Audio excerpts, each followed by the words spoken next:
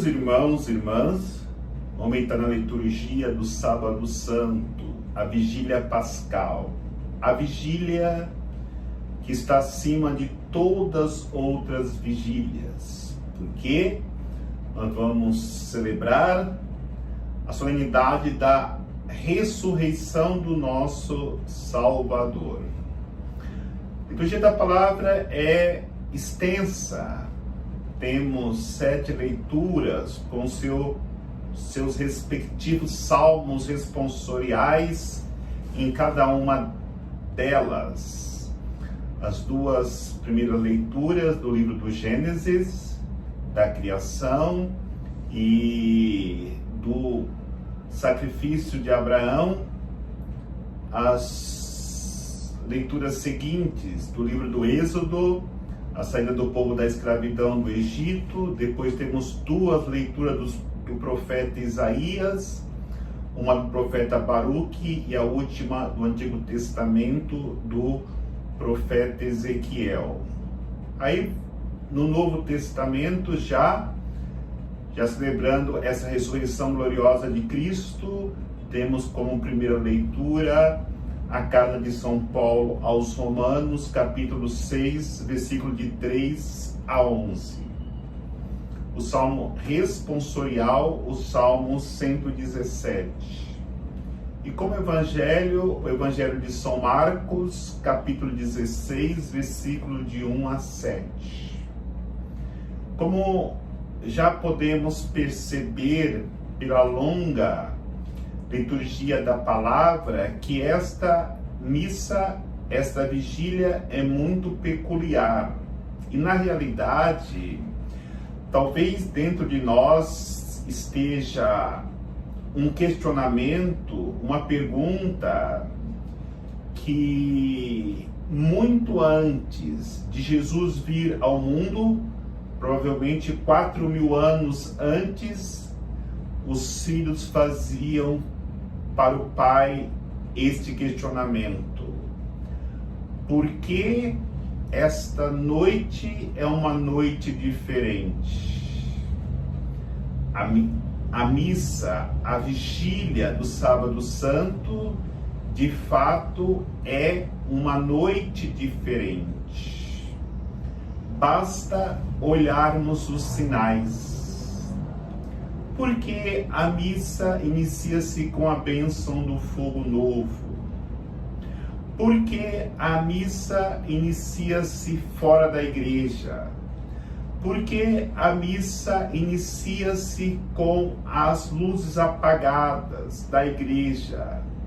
Porque tantas leituras nesta missa? As crianças, já na Páscoa antiga, faziam estes questionamentos aos seus pais, querendo compreender por que aquela noite, porque aquele rito, aquela celebração era diferente. E aí, cada um como filhos querem perguntar para o pai porque essa missa da vigília pascal é diferente.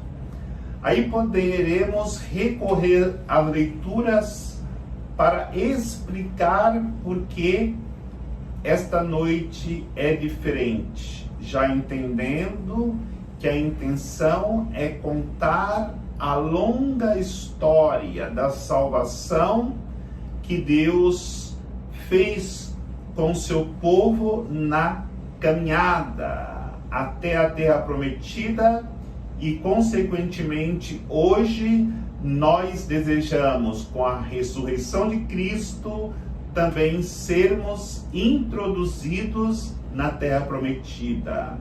Não mais uma terra que mana leite e mel, mas uma terra que nós iremos adorar. Vamos glorificar, vamos viver a alegria eterna que é o céu. Por isso, como os pais lá no Antigo Testamento, na Páscoa antiga, explicava para os filhos eu quero nessa homilia explicar por que esta noite é uma noite diferente. Queridos filhos, recordamos, na primeira leitura já nos ensina que Deus criou o mundo, Deus criou tudo e foi criando. Faça-se a luz, faça-se o dia, faça o grande luzeiro, faça o pequeno luzeiro para presidir a noite, e ainda disse: façamos o homem a nossa imagem e semelhança. E deu para o homem a graça de dominar sobre toda a criação. E disse: crescei e multiplicai-vos. E Deus viu que tudo era bom. Mas nós sabemos, nossos pais pecaram, Adão e Eva. E essa realidade do pecado manchou essa relação que nós tínhamos com Deus. E por isso Deus quis nos resgatar e suscita o nosso pai Abraão, fazendo uma promessa para o nosso pai Abraão. É o que nos ensina a segunda leitura de hoje, quando Deus disse para Abraão: deixa a tua terra e vá para onde eu te enviar. Te farei a tua descendência tão numerosa como as estrelas do céu e a areia da praia. Deus concedeu tudo isso para Abraão. Inclusive, ele concedeu para Abraão aquilo que ele mais desejava, que era ter uma descendência. Fez com que Abraão, com sua esposa, tivesse Isaque. E no momento que Isaque já estava crescendo, já estava um rapaz, Deus pede: Abraão, pega o menino, sacrifica-o no Monte Moriá. Como obedecer um pedido desse de Deus? Abraão não entendeu, mas obedeceu. Pegou Isaque e subiu um monte para sacrificá-lo. Na hora que levantou o cutelo, levantou a faca para sacrificar o menino, Deus disse: não, Abraão, agora eu sei que de fato acreditas, tem fé. E Deus providenciou um cordeiro que foi sacrificado no lugar do menino.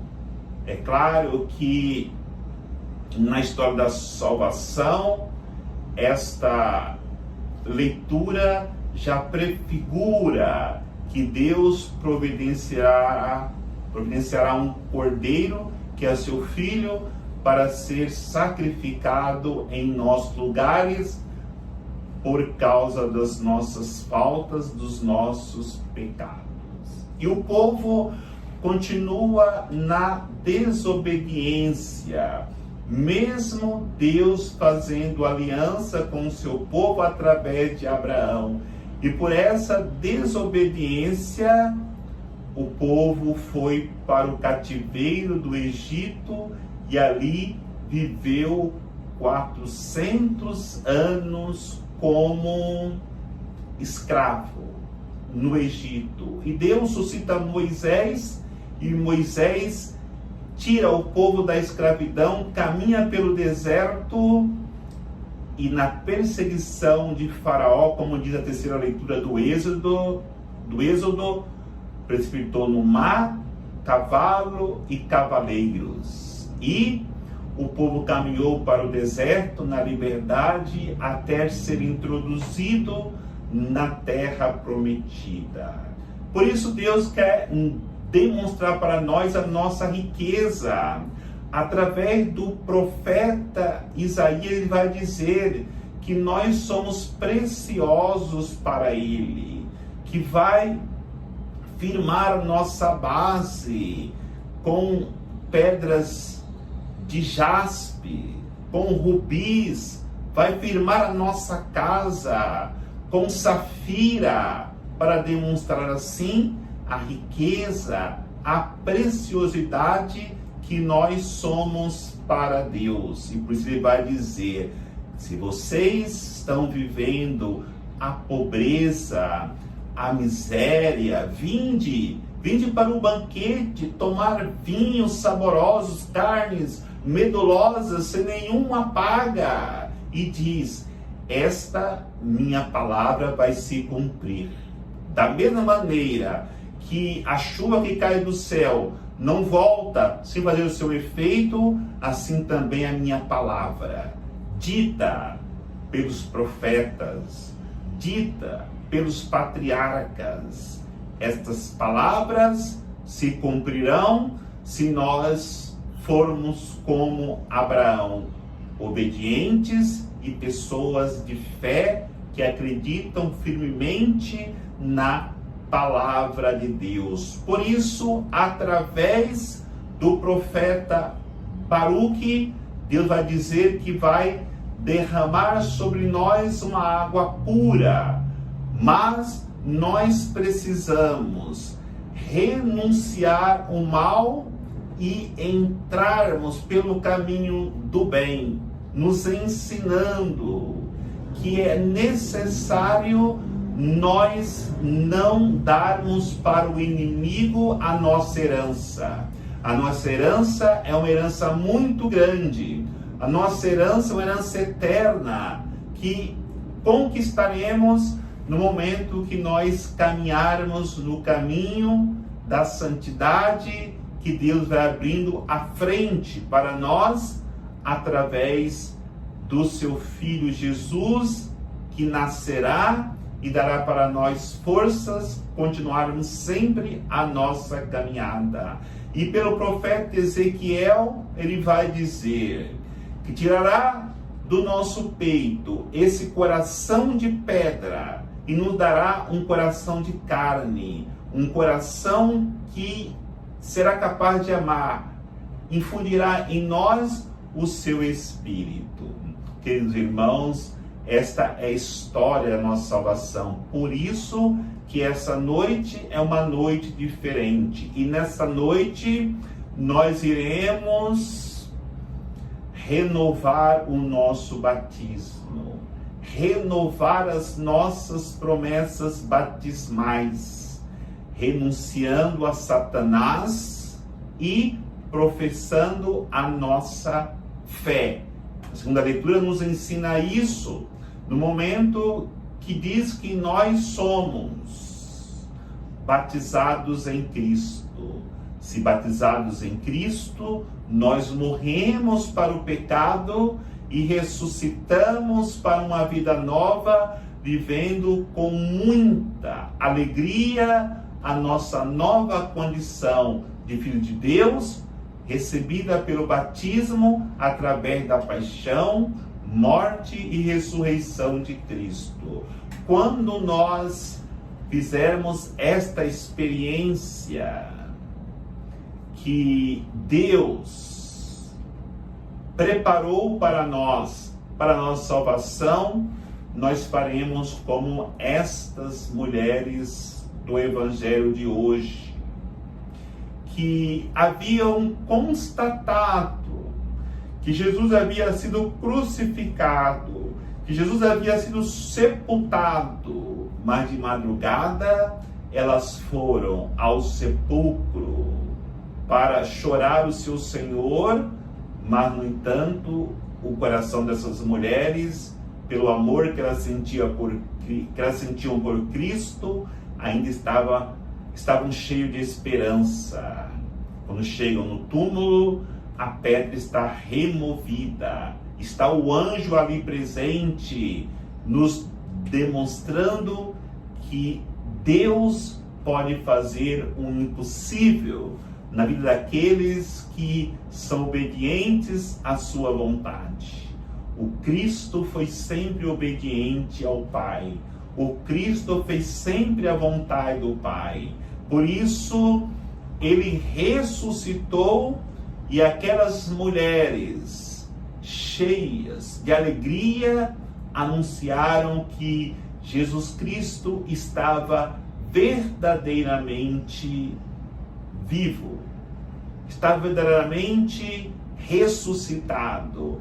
É esta realidade que precisamos constatar nessa noite e anunciar com alegria. Aleluia, Cristo ressuscitou. Aleluia, Cristo está vivo. Essa longa história de salvação faz com que, celebrando esta noite que é diferente, nós sintamos no mais íntimo do nosso coração: eu experimentei a salvação de Deus, porque o meu Senhor ressuscitou e também me ressuscitará no último dia, para que eu possa adentrar a terra prometida, para que eu possa adentrar no céu e viver a alegria eterna, que é o que Deus quer para nós, desde o dia que nós caímos no paraíso, na figura de Adão e Eva. Deus não deixou um único dia de ir ao nosso encontro para nos oferecer na gratuidade a reconciliação com Ele e, consequentemente, a salvação eterna. Que Deus nos abençoe, em nome do Pai, do Filho e do Espírito Santo. Amém. Uma feliz Páscoa para todos.